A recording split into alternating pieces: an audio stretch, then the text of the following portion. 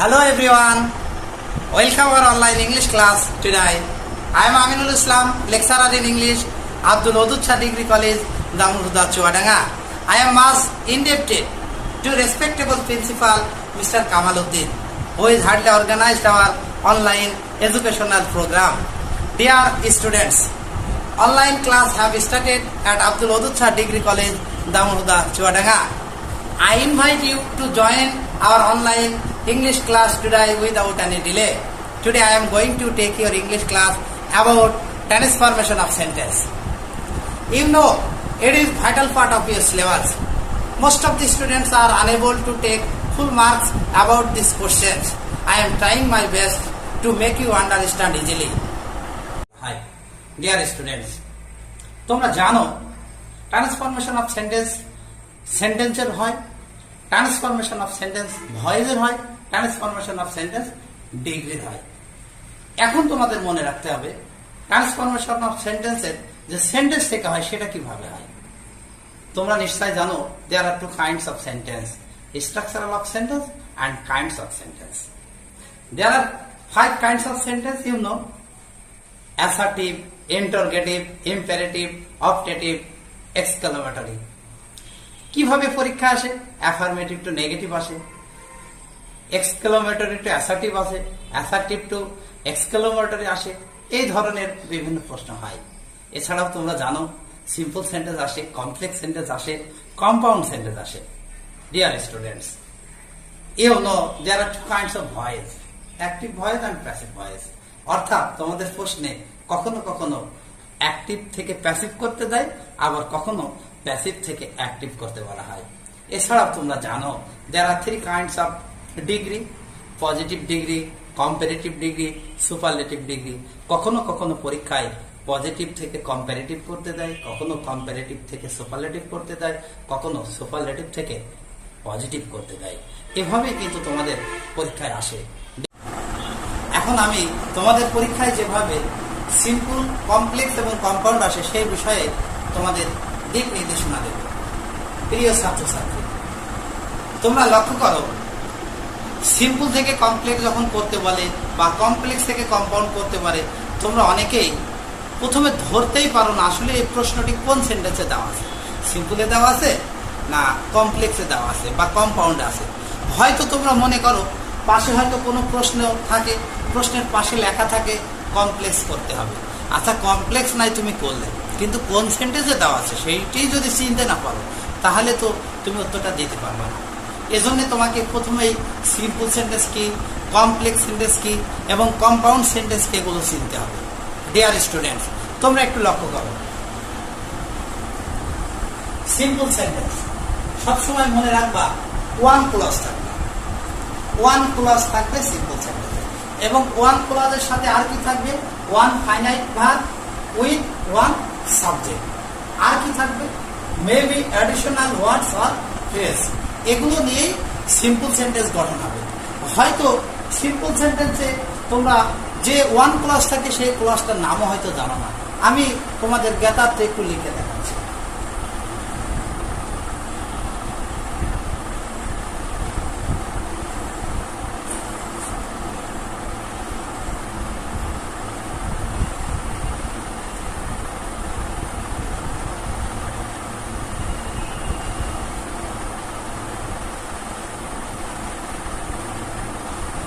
Dear students, simple সেন্টেন্সে সবসময় principal clause থাকে। প্রিন্সিপাল ক্লজ কি তোমরা জানো? প্রিন্সিপাল মানে প্রধান। যেমন একটা বাড়িতে প্রধানকে তোমার অভিভাবক, তোমার বাবা।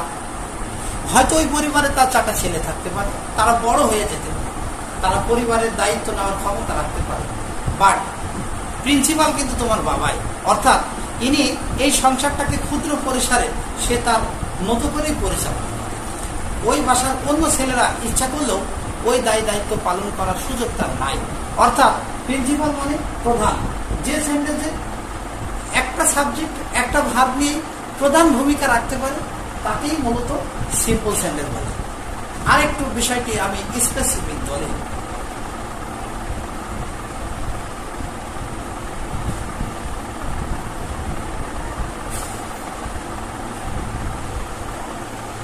এই সিম্পল সেন্টেন্সে প্রিন্সিপাল ক্লজের আরেকটি নাম আছে, এর নাম ইন্ডিপেন্ডেন্ট ক্লজ। আমরা জানি Bangladesh is an independent country, Bangladesh স্বাধীন দেশ। এর অর্থ কি? আমরা স্বাধীন, আমরা উন্মুক্ত, আমরা আমাদের নিজস্ব চিন্তা চেতনার বহিঃপ্রকাশ ঘটিয়ে চলতে পারি।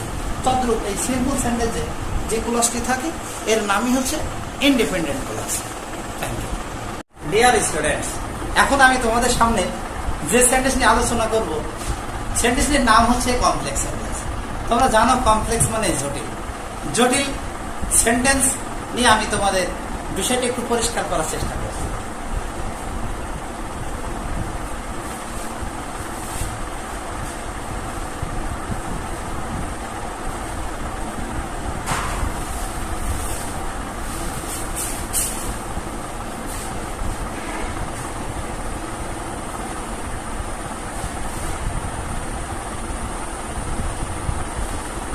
কমপ্লেক্স সেন্টেন্সে যে ক্লজটি থাকে সেই ক্লজটির নাম হচ্ছে সাবঅর্ডিনেট ক্লজ।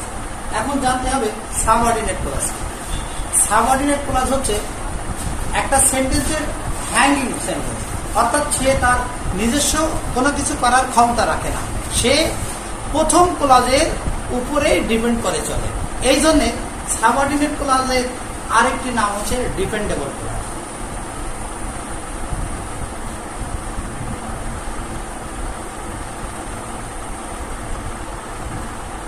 ডিপেন্ডেন্ট কি? আমরা জানি ডিপেন্ড মানে পরাধীন, অর্থাৎ এই ক্লজটি হচ্ছে একটা পরাধীন ক্লজ, সে তার নিজস্ব ক্ষমতা রাখে না।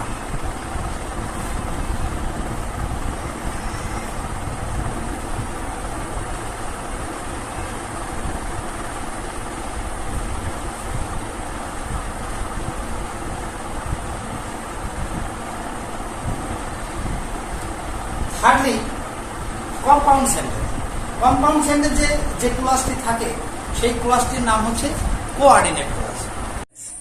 এখন আমরা দেখব সিম্পল সেন্টেন্সে যেমন one clause, one subject with one finite verb, maybe additional words or phrase, তদ্রূপ কমপ্লেক্স সেন্টেন্সও কিন্তু এরকমই থাকে। আমরা কমপ্লেক্স সেন্টেন্সে কি কি থাকতে পারে সেইগুলো আমরা এখন একটু লিখব।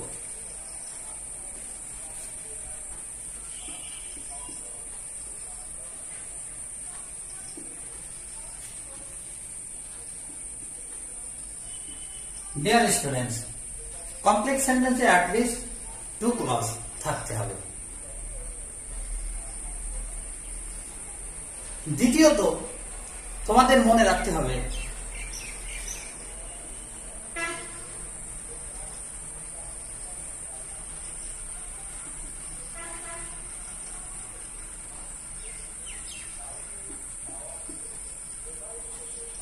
Two subject with 2 finite verbs.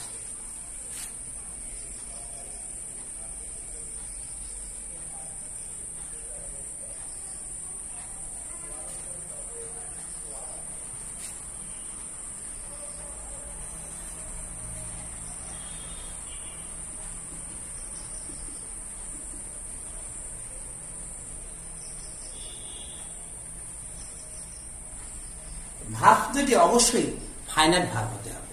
একটা সেন্টেন্সে কিন্তু একাধিক ভার্ব থাকতে পারে, সুতরাং তোমাদের মনে রাখতে হবে ভার্ব দুটি যেন অবশ্যই ফাইনাইট ভার্ব হয়।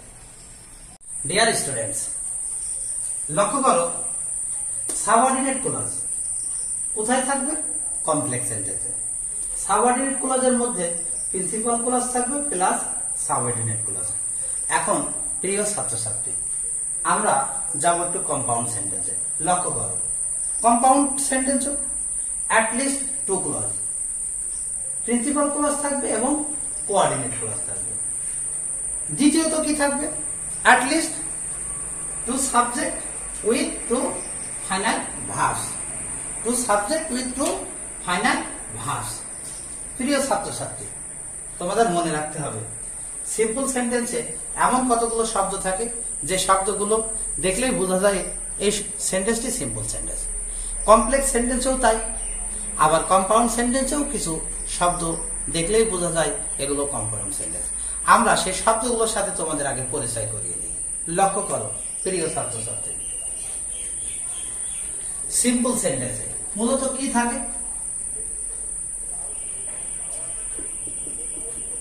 in spite of, despite,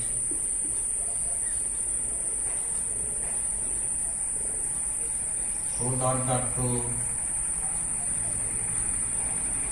by, plus, ভার্বের ing, comma,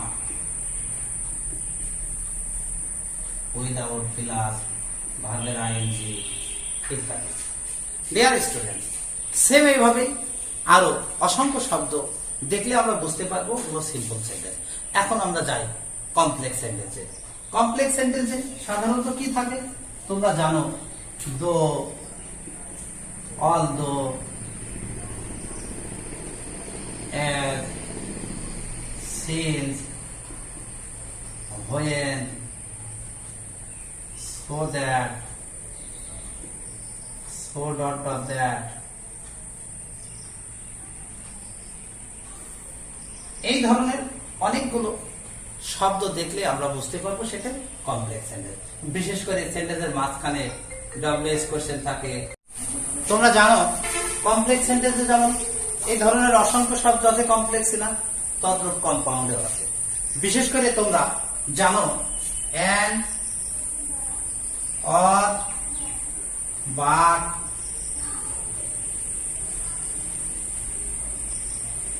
neither dot dot not, এই ধরনের অসংখ্য শব্দ দিয়ে কিন্তু কম্পাউন্ড সেন্টেন্স গঠন হতে পারে। আমরা এখন তোমাদের প্রত্যেকটি সেন্টেন্সের একটি করে উদাহরণ দিয়ে জিনিসটি পরিষ্কার করার চেষ্টা করব। ডিয়ার স্টুডেন্টস,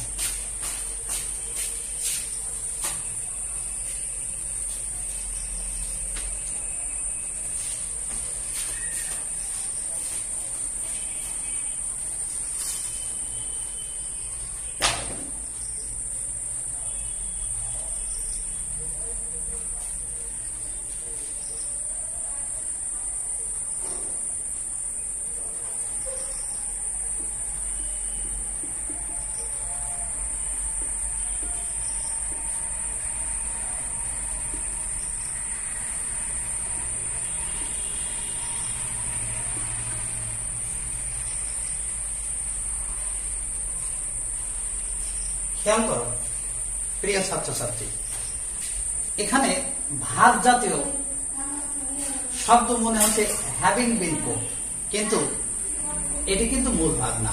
মূল ভাব কি? ফাইনাইট ভাব হচ্ছে এখানে এক।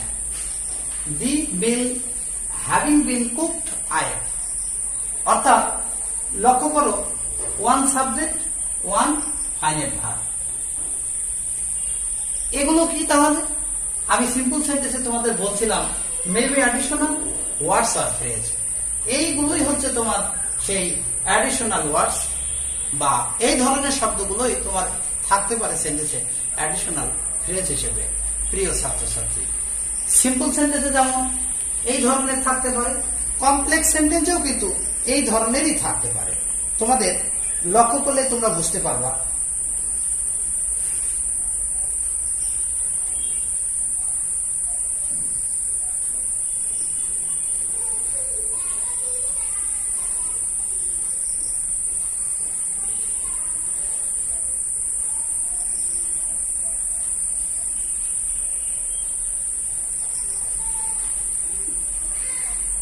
So that, এদিকে লক্ষ্য করো একটা আই এম সো উইক, একটা সেন্টেন্স। এই দিক থেকে যে সেন্টেন্সটা আছে আই এম উইক বা আই এম সো উইক, এটা কিন্তু প্রিন্সিপাল ক্লজ। দ্যাট থেকে I can not first word, এটাই হচ্ছে সাবঅর্ডিনেট ক্লজ। আগে আমি তোমাদের বলেছি সাবঅর্ডিনেট ক্লজের অন্তত অ্যাটলিস্ট 2 ক্লজ থাকতে হবে।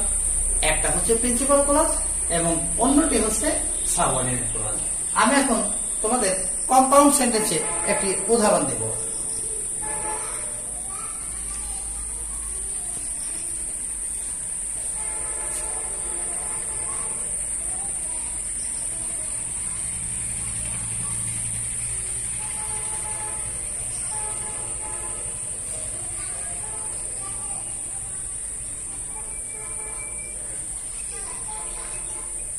She can't drive a car. Can I? লক্ষ্য করো প্রিয় ছাত্রছাত্রী,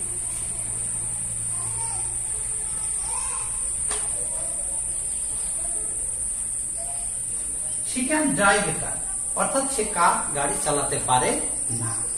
nor can I, অর্থাৎ সে কার চালাতে পারে না, আমিও কার চালাতে পারি না। এখন তোমাদের স্বাভাবিকতায় প্রশ্ন জাগবে, সে কার চালাতে পারে না, আমিও কার চালাতে পারি না, এই অর্থটা আসছে কিভাবে? এখানে তো ক্যান আই। হ্যাঁ প্রিয় ছাত্রছাত্রী, ঠিকই ধরেছ, কিন্তু তোমাদের হয়তো জানা নেই নর নাবোধক। যখন কোন সেন্টেন্সের নাবোধক থাকে তখন সেন্টেন্সটি অন্যভাবে রূপান্তরিত হয়ে এই যে নর নাবোধকের কারণে এখানে ক্যানে আর নাবোধক দেওয়া লাগে না। এই নর দিয়ে ওইটি মূলত নাবোধক প্রকাশ পায়।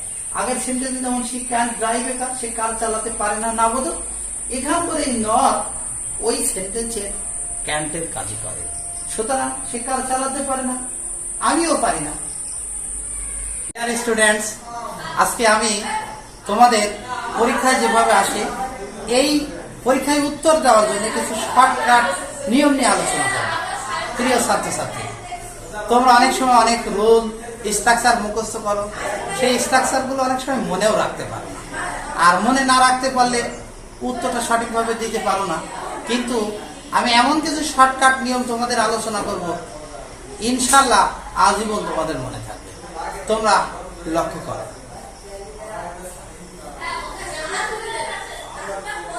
সিম্পল সেন্টেন্স দেখো, in spite of object despite, অর্থাৎ ইন স্পাইট অফ ডিসপাইট এর তোমাদের স্ট্রাকচারটা কি থাকে? In spite of object despite plus সাবজেক্টের পসেসিভ ফর্ম প্লাস ভার্বের আইএনজি। এই যে এরপরে যে আরো অতিরিক্ত শব্দগুলো দিয়ে স্ট্রাকচারটা যে মুখস্থ করো, যেটা অত্যন্ত তোমাদের জন্য বার্ডেন। ওর স্ট্রাকচারটা যদি কমপ্লেক্স আসো তাহলে কি হয়? Though although plus subject plus verb plus object comma subject plus verb plus object, যেটা কত স্ট্রাকচার তোমরা লক্ষ্য করো। তার কম্পাউন্ড কি দিয়ে করতে হয়? বার, অর্থাৎ সেখানেও সাবজেক্ট ভার প্লাস অবজেক্ট, বার subject plus verb plus object, যা অত্যন্ত কঠিন। কিন্তু যদি তুমি মনে রাখো দো অল দো যদি কমপ্লেক্সে থাকে, আমি দো অল দো তুলে দেবো, দুই সেন্টেন্সের মাঝখানে আমি বার্ড বসাই দেবো, তাহলেই কিন্তু অত্যন্ত সহজে কম্পাউন্ড সেন্টেন্স তৈরি হয়ে যায়। তাহলে তুমি খুব সহজেই 1 মার্ক পেয়ে যাবে। দ্বিতীয়ত লক্ষ্য করো, সিম্পল সেন্টেন্সে বাই প্লাস ভার্বের আইএনজি দিয়ে থাকে। কোন সেন্টেন্সে যদি কোনোদিন বাই প্লাস ভার্বের আইএনজি দিয়ে দেখো, তাহলে অবশ্যই জেনে রেখো সেটা সিম্পল সেন্টেন্স। এবং এই সিম্পল সেন্টেন্সকে কমপ্লেক্স করতে হলে তুমি কি করবে? If plus subject plus verb plus dot dot dot অতিরিক্ত অংশ, অর্থাৎ যখনই বাই প্লাস ভার্বের আইএনজি দেখবে মনে রাখবে if plus subject plus verb দিয়ে সেই সেন্টেন্সটিকে কমপ্লেক্স করতে হয়। তার কম্পাউন্ড কিভাবে করবে? দুই সেন্টেন্সের মাঝখানে অ্যান্ড দিবে, অর্থাৎ subject plus verb plus object, তারপরে অ্যান্ড দিবে, পরবর্তীতে সাবজেক্ট প্লাস ভার্ব দিলে তোমার কম্পাউন্ড সেন্টেন্স গঠিত হয়ে যাবে। লক্ষ্য করো, উইদাউট প্লাস ভার্বের আইএনজি, অর্থাৎ উইদাউট প্লাস ভার্বের আইএনজি দিয়ে যদি কোনো সেন্টেন্স শুরু হয় তাহলে অবশ্যই সেটা সিম্পল সেন্টেন্স। তাকে কমপ্লেক্স কিভাবে করবে? প্রথমে ইফ দেবে, সাবজেক্ট দিবে, ডু নট অথবা ডাজ নট অথবা ডিড নট, অর্থাৎ সাবজেক্ট অনুসারে ডু নটও হতে পারে, ডাজ নটও হতে পারে। আবার যদি ঘটনাটি অতীত ঘটনা হয় তাহলে ডিড নট, তারপর অবশ্যই ভার্বের প্রেজেন্ট ফর্ম হবে। আমরা কম্পাউন্ড কিভাবে করব? শুধুমাত্র অর দিলেই আমাদের কম্পাউন্ড সেন্টেন্স গঠিত হয়ে যাবে দুই সেন্টেন্সের মাঝখানে। প্রিয় ছাত্রছাত্রী, উইদাউট প্লাস ভার্বের আইএনজি দিয়ে আবারও থাকতে পারে সিম্পল সেন্টেন্স, এবং তার কমপ্লেক্স করতে হলে আগেরটা যেমন if plus subject plus do not, does not বা ডিড নট প্লাস ভার্বের প্রেজেন্ট ফর্ম দিয়ে হয়, আমরা ওইভাবে উত্তর না দিয়ে বিকল্প উত্তর দিতে পারি, unless plus subject plus verb. তোমরা নিশ্চয় জানো আনলেস শব্দটি নেগেটিভ শব্দ, যার কারণে do not, does not, did not ব্যবহার করার প্রয়োজন হয় না। তদ্রূপ কম্পাউন্ডের ক্ষেত্রেও দুই সেন্টেন্সের মাঝখানে আমরা একই নিয়ম অর ব্যবহার করব, অর্থাৎ subject plus verb plus object plus or plus subject plus verb plus object দিয়ে আমরা কম্পাউন্ড করতে পারবো। সিম্পল সেন্টেন্সে টু ডট ডট টু দিয়ে থাকতে পারে, অর্থাৎ টু ডট ডট টুর স্ট্রাকচারটা কি তোমরা জানো? Subject plus verb plus two plus adjective oblique adverb plus two plus VP one, যেটা মুখস্থ করে মনে রাখা অনেকের জন্য কঠিন। কিন্তু তোমরা যদি টু ডট ডট টু কে কমপ্লেক্সের জন্য ফো ডট ডট দ্যাট মনে করো, তাহলে কিন্তু খুব সহজে তুমি সেটাকে চিনতে পারবে এবং নাম্বার পেয়ে যাবে। সো ডট ডট দ্যাটের স্ট্রাকচারটাও তো জটিল, তোমরা জানো। Subject plus verb plus so plus adjective oblique adverb plus that plus subject plus can not oblique could not, বা যে কোনো মডাল ভার্বের পরে নট প্লাস ভিপি ওয়ান। ওইগুলো বাদ দিয়ে আমরা যদি মনে করি টু যেখানে থাকবে সেখানে সো দেব, টু যেখানে থাকবে দ্যাট, তারপরেই আমরা বাকি অংশগুলো সাবজেক্ট মডাল ভার্ব নট দিতে পারি। কম্পাউন্ডে আমরা কি করতে পারি? ভেরি অথবা সো, যেখানে টু থাক বা সো থাক সেই জায়গায় ভেরি বা সো দেব, অর্থাৎ টুর জায়গায় আমরা ভেরি দেব, আমরা সোটা না দিলেও পারি, কারণ সোটা তো কমপ্লেক্সে আবার আছে। ভেরি ডট ডট অ্যান্ড দিতে পারি। আবার সিম্পলে আমরা কি করতে পারি? ভার্বের ING being as since when and সিম্পলে আর একটা আমরা কি করতে পারি? বিকজ অফ বা তার কমপ্লেক্স করার জন্য অ্যাজ সিন্স হোয়েন, একই নিয়ম কম্পাউন্ড। ডিয়ার স্টুডেন্টস, এখন আমরা চিনলাম সিম্পল সেন্টেন্সে কি হয়, কমপ্লেক্স সেন্টেন্সে কি হয় এবং কম্পাউন্ড সেন্টেন্সে কি হয়। আমরা তোমাদের পরিচয় পর্ব পরিষ্কার করতে পেরেছি আশা করি। আমি একটা উদাহরণের মাধ্যমে আমি তোমাদের সেন্টেন্সগুলো আরেকটু সহজভাবে বোঝানোর চেষ্টা করব।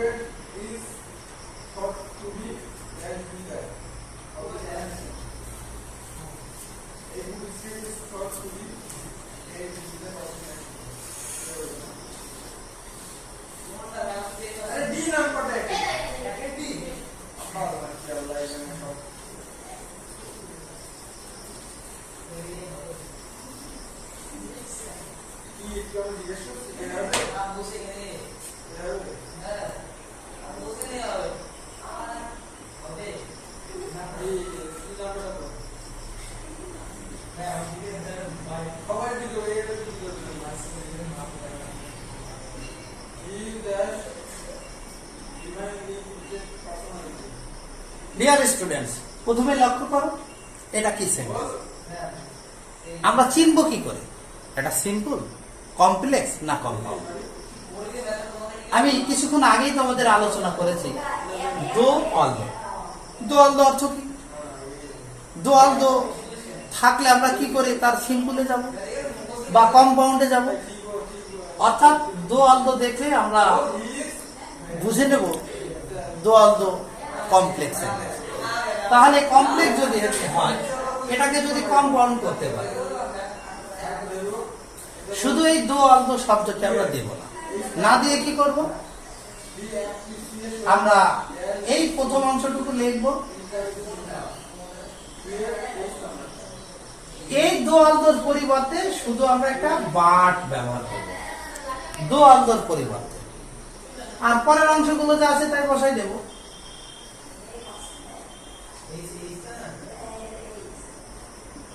প্রিয় ছাত্রছাত্রী, তাহলে আমরা কমপ্লেক্স থেকে কম্পাউন্ড অত্যন্ত সহজে করে ফেললাম।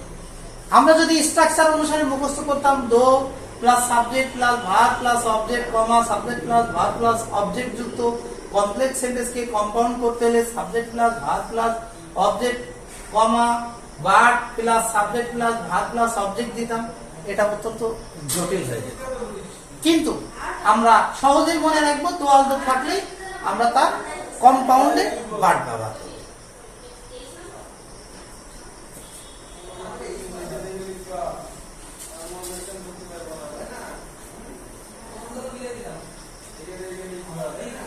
আমি আরেকটা উদাহরণ দিই।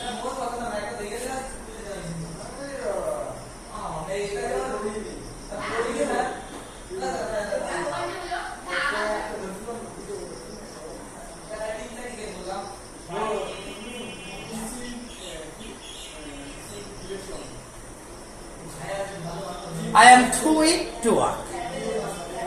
প্রথমত আমাদের চিনতে হবে, আইডেন্টিফাই করতে হবে which sentence here this is simple sentence. How we notice too dot dot to. যদি আমরা টু ডট ডট টু দেখি, আমি আগেই তোমাদের শিখালাম টু ডট ডট টু মানে সিম্পল সেন্টেন্স। আমরা এখন তাকে কমপ্লেক্স কিভাবে করব?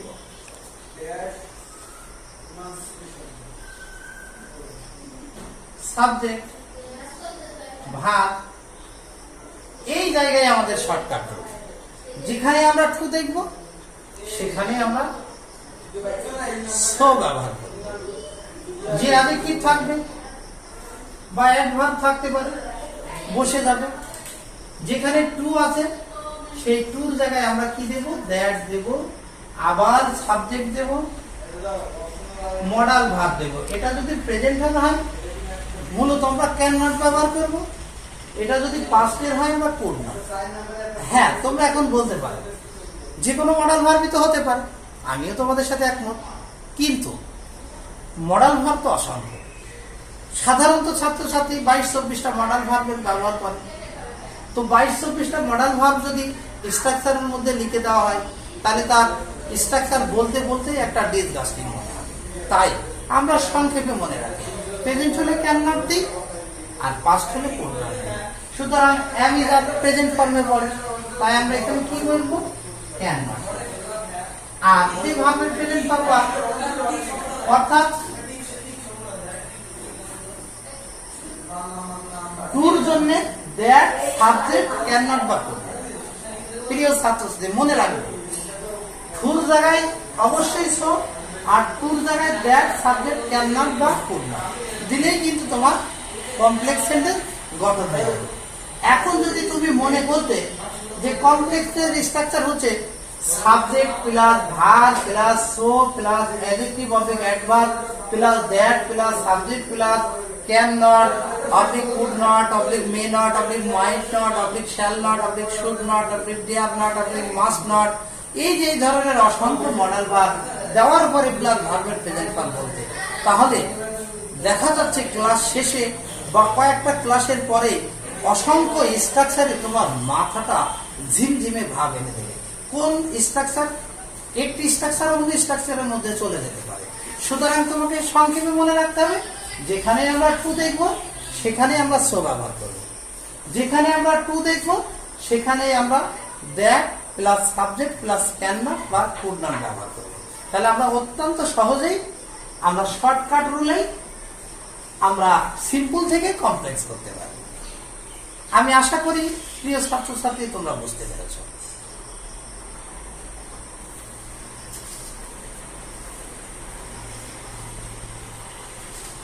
আর এরই সাথে আমি আজকের মতো আমাদের প্রথম পার্ট ট্রান্সফরমেশন অফ সেন্টেন্সের শেষ করছি।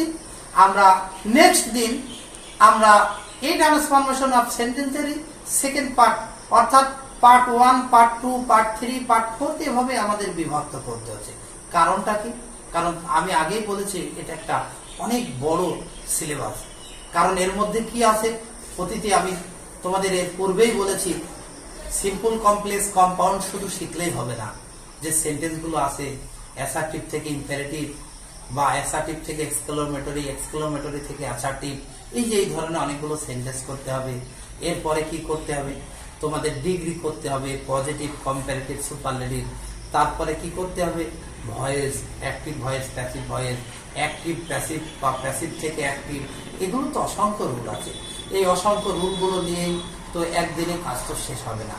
তদ্রুপ ডিগ্রিগুলো, আবার এগুলো, আবার ক্লাসটা যদি একটা না নিতে থাকি তাহলে অনেকেই হয়তো ক্লাসটায় মজা হারিয়ে ফেলবে, তার আনন্দ হারিয়ে ফেলবে। তাই আনন্দ দেওয়ার জন্য এই কোর্সটাকে আমি খণ্ড খণ্ডভাবে বিভক্ত করেছি। তোমাদের এই করোনা দুর্যোগে সবাই সুস্থ থাকো, নিরাপদে থাকো, এবং আমি প্রত্যেকের দীর্ঘায়ু কামনা করে আজকের মতো ক্লাস শেষ করছি। আবার দেখা হবে আগামী ক্লাসে পার্ট 2 নিয়ে।